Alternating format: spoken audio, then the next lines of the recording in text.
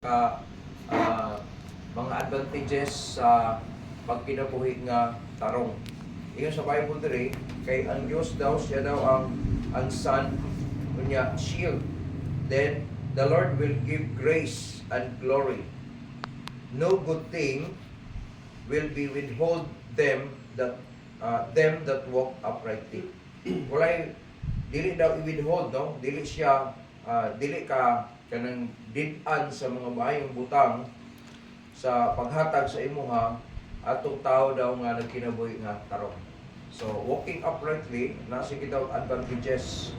So sa kinabuhi na mga panahon nga nadismaya ta, na mga panahon nga gitawag o punanta kanang napulan ta, o ni siya ang mga kalaban sa kinabuhi natong tarong.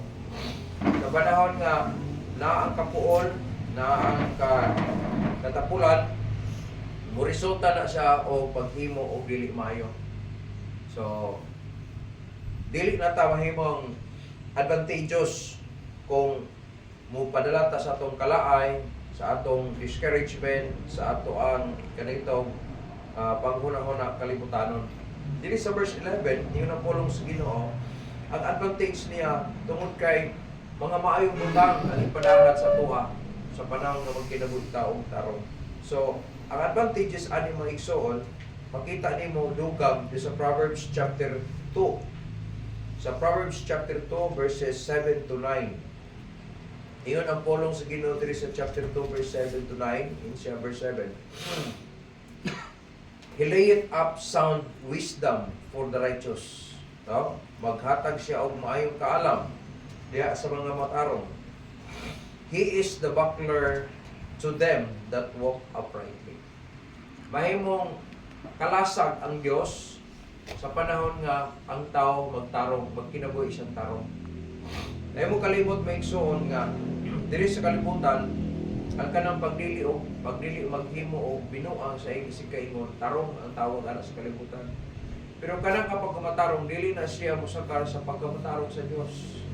Katog yung pagkamatarong nga naangkulan sa tao sa dihang mituog ming dawat sa Kristo nga personal manluwas.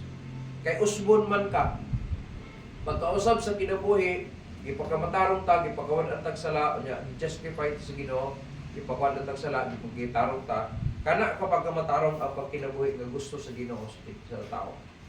Mo resulta na siya maigsoon og uprightness. Nang walking uprightly may igsoon ingon ang pulong sa Ginoo siya, maghatag siya sound wisdom. No? Unya, kung kag buckler, mahimong kalasag, dalang panan, taming, no? Mahimong taming ang Dios sa tanang panahon sa tao nga magkinabuhi tarong. Di po ka maulaw mo dangop sa iya sa panahon ng mga problema. Di man mo pasabot nga kung magtarong ta, wala tayong problema. Dili. Wala yung pasalit yung Ginoo diha. Sa panahon nga magtarong ta, nagyapon ng mga testings and temptations. Nagyapon na siya. Pero kung magkinabuhi, kung piliun nimo nga magtarong gyud ka, sa panahon nga ng problema, ng mga temptations, dili ka maulaw pagdangop sa iya, Lord, tabang ikaw palihog. Kaya nagsulti sa verse 7 sa Proverbs chapter 2, nga mahimo siyang buckler. May kang buckler, that is taming, kalasang. No? Mahimong shield nimo siya sa panahon nga nakapag-atake sa mga butang nga wala na to giganahi or wala na to siya kanang gitawag og expect sa kinabuhi. Na yung mga panghitabo sa kinabuhi nato nga kay na to okay pero di sa unahan dili di ay maayo. So mandirgota no, pareha ba sa kung imong tan-awon maigsoon ang pagtabok nila sa Red Sea, nindot man kayo paminaw kay nakakita ka og milagro nga ang tubig nagbuak. Nya ingon man sa Bible nga naglakaw sila sa dry land. Ano no? Pero kung naana ka sa tunga-tunga, maguna-una ka ba, di niyo makita ang imong gigikanan, di pa niyo makita ang imong padulungan dito. Unya kabalo kang tubig na. Unsa kay imong una-una kung panalitag mo balik na? Warang ingunan ang senaryo nato sa panahon nga naatas kahimtang sa pagsulay or naatas kahimtang sa mga temptations. Pero usa ra gyud ang ako nasabtan diha maigsoon, no? Kung ako'y naa dito, siyempre mosalig gyud ko pirmi sa Ginoo. Kay siya may dahilan nga nabuak kung sa tubig. Siya ang dahilan nga nung nauga ng akong agianan. Pareha na sa itong kinabuhi. Kita nakasiguro ta sa kaluwasan tungkol kay siya naghimo ana dili kita. Nagpasalig pa gid ang Ginoo sa Romans chapter 8 verse 32 nga kung nahatag man daw niya iyang bukod kana pa ng atong gikinahanglan, mo hindi niya mahatag din niya na. Kaso lang, na yung mga instances nga testingan ta sa Ginoo kung ligon pa ba gyapon ang imong pagtuon niya. Kada ba mo sahog na kato dito. Nialaw mo to kayo. Naagi sila dito. Nya, dapat tayo mo nakita sa katong gibato sa bata ang tubig, dito asik god. Sa ato pa, normal gito nga tubig, nya, diha na siya tama. Sa research, maigsoon ang Atlantic Ocean o ang Pacific Ocean. Parehas sila tubig, no? Pero ang endpoints niya, dili sila magsagol. Pwede nyo na i-research sa Google. Nga dili sila nagka-mix. Ang Pacific Ocean, tubig po na ha. Duagat siya.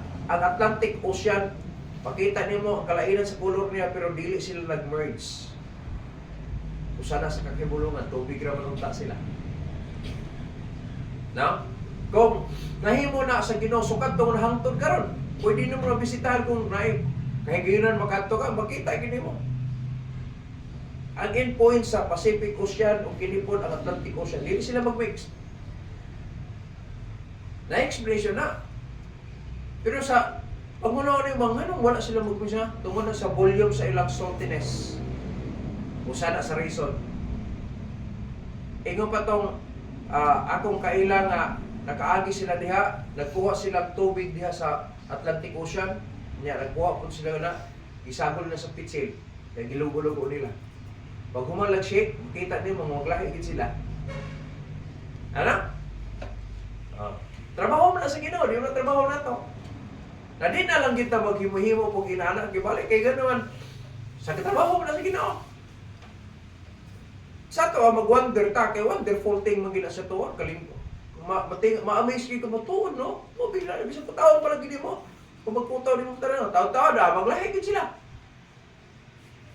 Usapon na sa hulang buhay sa Kristohanon o sa dili Kristohanon. Dapat pakita na to na siya ang kinabuhi sa Kristohanon o ang kinabuhi sa dili Kristohanon. Dahil borderline, tama taliha. Pero sa pagkinabuhi nitong Kristohanon, no, ang kinabuhi Kristohanon ang uprightness. Nga naman, mahimong buckler nato ang Ginoo. Huwag kita ang mga problema, huwag kita ang mga kalisdanan, huwag kita ang mga pagsulay, mga temptations sa kinabuhi. Ug samtang nagkinawita usahay mo bati taog kapuol, no? Usahay mo bati taog kawaligana. Pero gi-encourage ta sa Ginoo sa paghimo ani ang advantages kung magpadayon ta sa pagkinabuhi tarong. Ingon sa verse 8 is siya, He keepeth the paths of judgment. Tanaw ragot, ibutang ka na kanunay sa dalan sa pagkabatarong. Nga insakto ang himo-himo. Pa-question man ka, tarong ang imong resulta. Yung magkanindot. Then ingon pagit siya, and preserveth the way of the saints.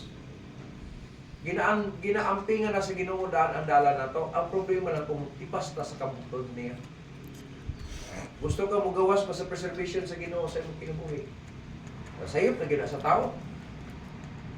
Ginaandam daw na sa Ginoo, kini mo giningdalan nimo hang aron nindot ang dagan sa imong kinabuhi in spite sa mga pagsulay-sulay sa ilang kay gi-preserve ka na kadaan.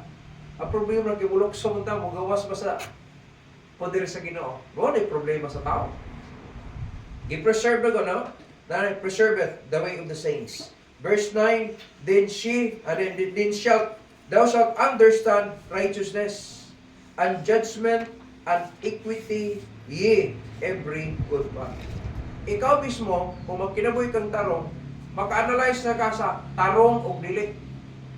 Unya hatagang kang kaalam sa lawom nga pagsabot nga imo mapanganinaw sa unahan nga dili ko anay kay makadaot ni sa unahan.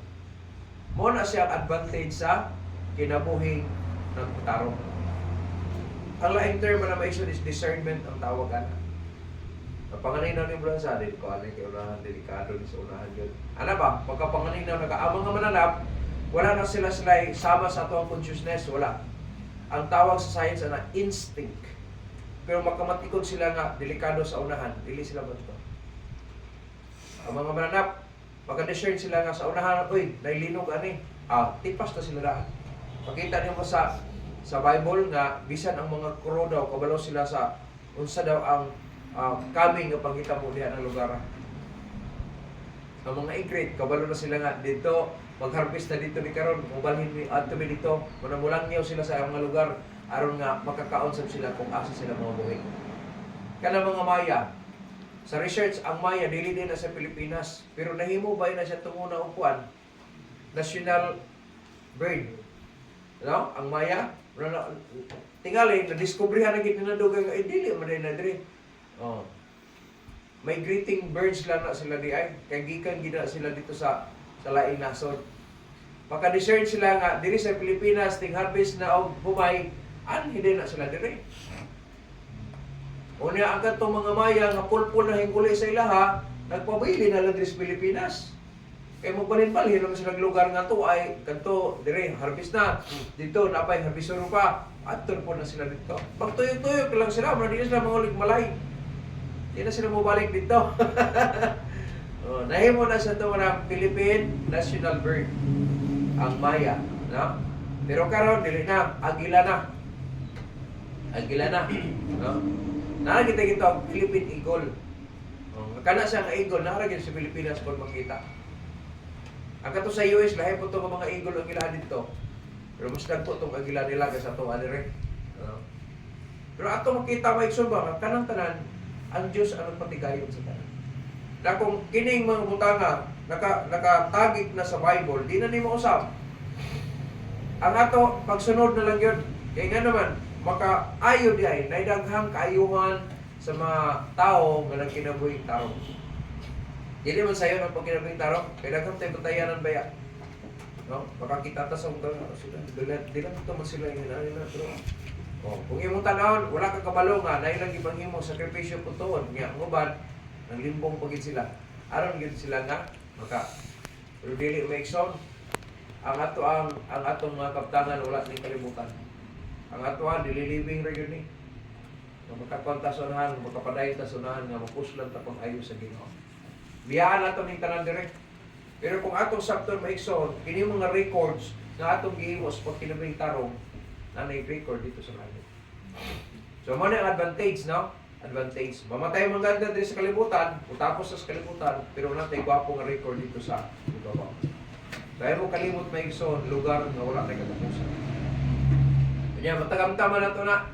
Kung nagtarong ta karon, na-appointed nga mga kahimtang na himuon sa Ginoo niya sa gitawag nga Millennial Kingdom. Dili naman wala na. Nagkagubot karon ang kuan, Senado, pagabot sa Millennial Kingdom, wala na election. I-appoint ka sa Ginoo.